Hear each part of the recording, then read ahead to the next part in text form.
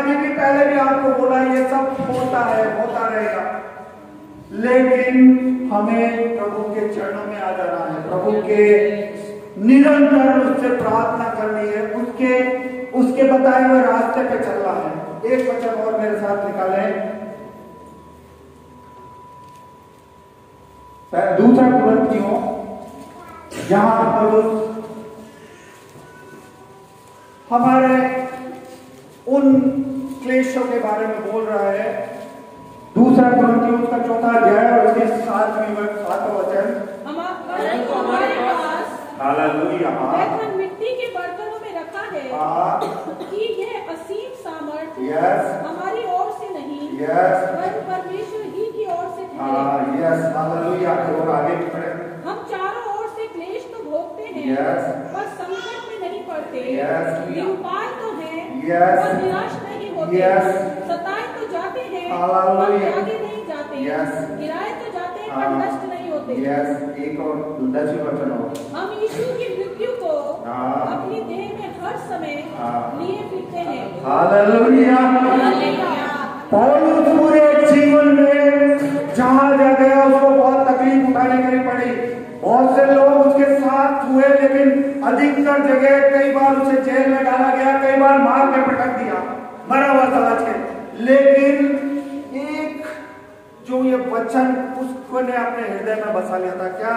परंतु हमारे पास धन मिट्टी के बर्तनों में रखा है। हालेलुया। हम क्या है? मिट्टी के बर्तन है, लेकिन कि ये असीम सामर्थ हमारी ओर से नहीं, हम कुछ भी नहीं है। हम अगर समझते हैं कि हम ही सब कुछ कर सकते हैं, हम इस चीज से लड़ सकते हैं, हम क्लेश से लड़ सकते हैं, तो नहीं। खुदा का वचन कहता है हमारी ओर से नहीं, वरन परमेश्वर की ओर से ठहरी है। हम चारों ओर से क्लेश भोगते तो हैं, पर संकट में नहीं पड़ते, निरुपाय तो हैं, पर निराश नहीं। हालेलुया। हमें हर एक तरह से परेशानी में जाना पड़ता है, लेकिन प्रभु हमें हर एक बार उठा के खड़ा कर देता है। हालेलुया। आप बोलेंगे जब प्रभु के साथ चलने में भी क्लेश है और प्रभु से अलग चलने में भी क्लेश है, तो हम प्रभु के साथ क्यों चलें? हमारे मन में कई बार ये विचार आता है, तो उसके लिए यहाँ पौलुस यही कहता है कि प्रभु हमें वो सामर्थ्य देता है कि हम किसी भी तरह से, यहाँ लिखा है सताए तो जाते हैं पर त्यागे नहीं जाते, क्योंकि खुदा हमें खड़ा कर देता है। गिराए तो जाते हैं पर नष्ट नहीं होते, क्योंकि खुदा संभाल लेता है, क्योंकि उसका वचन कहता है कि तुम्हारे पैर में कहीं ठेस ना लगे, फरिश्ते आके तुमको उठाएंगे। हालेलुया। वो अपने दूतों को तुम्हारे निमित्त की आज्ञा देगा। हालेलुया। हालेलुया। हम यीशु की मृत्यु को अपने देह में हर समय, यहाँ बहुत जरूरी बात है, हर समय लिए फिरते हैं खुदा को। खुदा की मृत्यु क्यों लिखा है यहाँ खुदा की मृत्यु? क्योंकि यीशु मसीह की मृत्यु के द्वारा, उसके लहू के द्वारा हम स्वच्छ हुए, हम साफ हुए, हमारे पाप हमारे गुनाह दूर हुए। उसकी मृत्यु को हम हर समय हमारे साथ लिए फिरते हैं। हालेलुया। और यीशु का जीवन भी हमारे देह में प्रकट हो। हालेलुया। हमारे चरित्र से यीशु झलकना चाहिए। जब हम चले तो लोग कहने चाहिए कि देखो ये जीवित परमेश्वर की संतान है। हालेलुया। आज ये चर्च में यूं ही बढ़ोतरी नहीं हो रही। आज देखो कई साल पुराने चर्च ऐसे ही चल रहे हैं, कई साल पुराने, उनके यहाँ जाओ तो 2-3 जन और कम हो जाएंगे। लेकिन ये ELF दिन दुनी रात चौगुनी तरक्की करता है और करता रहेगा। हालेलुया। हालेलुया। क्या लिखा है? यीशु का जीवन हमारे, जहां का एक कलीसिया का मेंबर, अगर मैं बहुत बड़ी बात बता रहा हूं, क्योंकि हम जब दुनिया में जाते हैं, इधर उधर जाते हैं, तो लोग बड़ी तारीफ करते हैं सबकी कि वो वहां जाता है और खुदा की केवल जब भी देखो खुदा की बातें करता है। हालेलुया। ये हमारे लिए बड़ी बात है, बहुत बड़ी बात है। और मैं आपसे कहता हूं यही बातें अपने जीवन में बनाए रखें। देखना एक दिन आप खुदा आपको बहुत बड़ा बनाएगा। हालेलुया। और आगे क्या है, क्योंकि हम जीते तो सर्वदा यीशु के कारण मृत्यु के हाथ में सौंपे जाते हैं कि यीशु जीवन भर हमारे लिए मरणहार शरीर पर रखे। हालेलुया। हर एक बात, हर एक समस्या में, हर एक बात में हम उस यीशु मसीह को अपना उद्धार करता माने, उसके मरणहार शरीर को। मतलब जब उसकी देह समाप्त हो गई, उसके लहू का एक एक कतरा मेरे पापों के लिए, हमारे पापों के लिए बह गया। उस कतरे को हमेशा याद रखें, उसकी बूंद को हमेशा याद रखें, क्योंकि वो ही है, उसी के कारण आज हम यहाँ पाए जाते हैं। और ये बात हल्की नहीं है। आज खुदा जब यहाँ हम सबको चुन के लाया तो ये बात हल्की नहीं है। उसका हमारे जीवनों से बड़ी बड़ी योजना है, बहुत बड़ी बड़ी योजना है। और खुदा करे हम उसके साथ चलते रहें और उसकी जो भी योजना हमारे जीवन से वो पूरी करें। Hallelujah, hallelujah, hallelujah. आज मैं इतना ही बोलना चाहूंगा। आगे और भी वचन है, मैं जब मेरे को नेक्स्ट टाइम मौका मिलेगा मैं खुदा के लिए और कुछ बोलूंगा। लेकिन मेरा बोलने का मेन उद्देश्य ये है कि हमारे जीवनों में कई बार क्लेश आता है, और इतना भयंकर क्लेश आता है। क्लेश का मतलब क्या होता है? क्लेश का मतलब ये नहीं कि एक उधर से स्कूटर आया, मोटरसाइकिल आया, आपको टक्कर मार के चलेंगे, और ये क्लेश नहीं। क्लेश का मतलब वो बार बार तकलीफ होना, वो बार बार समस्या आना, जो हमारे मानसिक या शारीरिक वो उसमें समस्या पैदा कर दे, हमारे शरीर में समस्या कर दे, हमारी मानसिक विचलितता कर दे, उसको क्लेश को कहते हैं ये। और ये कई बार हमारे साथ में होता है, हमारे साथ में भी हुआ, आपके साथ में भी हुआ होगा। और कई बार आपके मन में थोड़ा सा ये विचार हुआ होगा कि क्यों ना हम थोड़ा सा अलग हट जाते हैं। लेकिन जब खुदा आपको यहाँ लेके आया, आप यूं ही नहीं आए हैं। ये बात हमेशा आप सोच के रखें, खुदा ने आपको यहाँ बिठाया है तो एक विशेष उद्देश्य के साथ में बिठाया है। हालेलुया। एक जन, एक बच्चे से बच्चे के जीवन में उसके लिए बड़ी योजना है। हालेलुया। अपने जीवन को अपने प्रभु के सामने रख दे, प्रभु आपको बताएगा कि आपको क्या करना है। हालेलुया। प्रभु आपको बहुत बहुत आशीष दे इन बच्चों के द्वारा।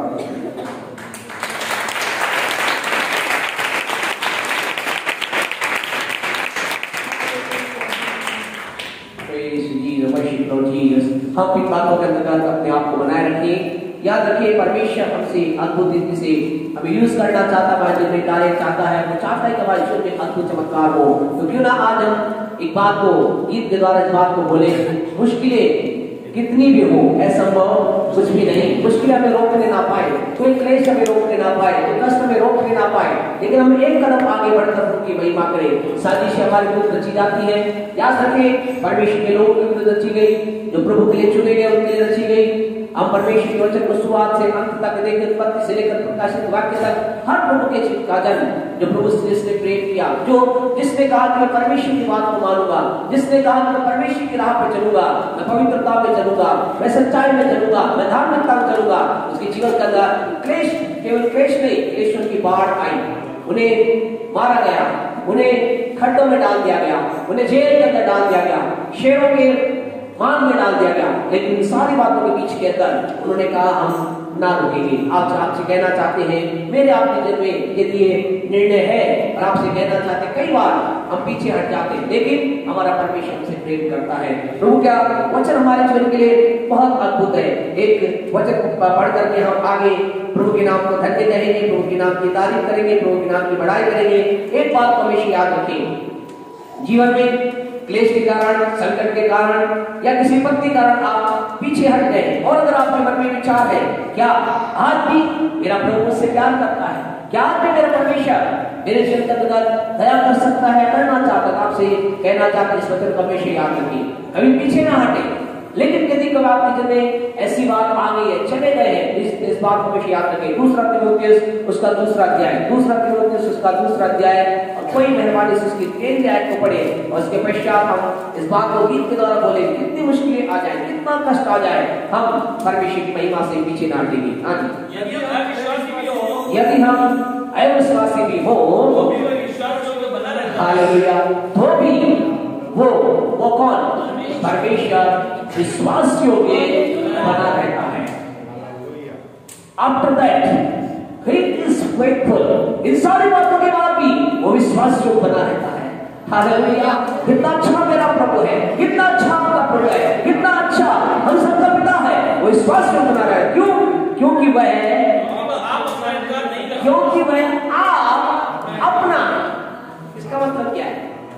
अपना मतलब आपको अपना मानता है। वो कहता है मैं इनकार कर नहीं सकता, ये मेरे हैं, मुझे इन्होंने छोड़ दिया, मुझे संकट में परिस्थिति के अंदर मुझे छोड़कर चले गए, लेकिन ये तो मेरे हैं। मैं कैसे कहूं कि ये मेरे नहीं है?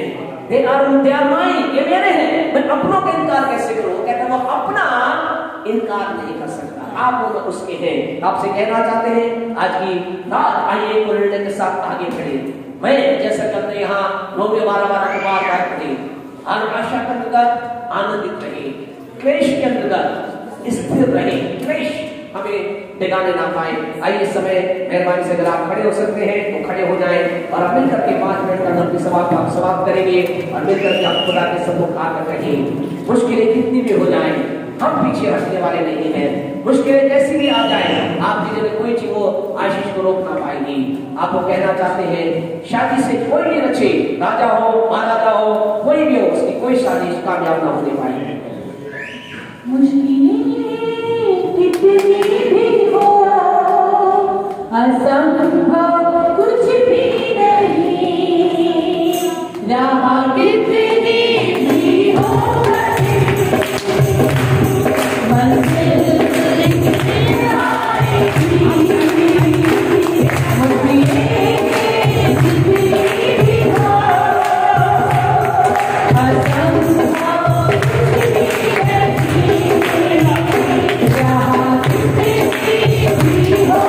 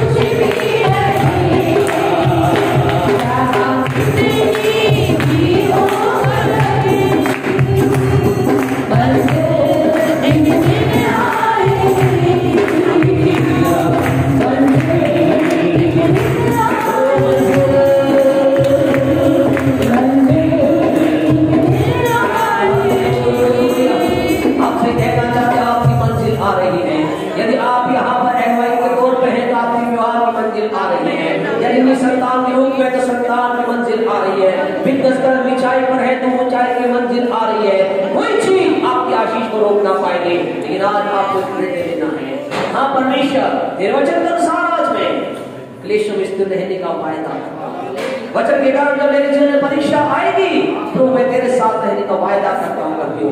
यदि आप ऐसा करेंगे, आपसे कहना चाहते हैं आप बड़ी बड़ी आशीषों को देखेंगे, जिन चमत्कारों को देखेंगे। प्रभु ऐसा ही करे। हमारी आपकी मेहरबानी से एक बार फिर अपने आप को बंद करें।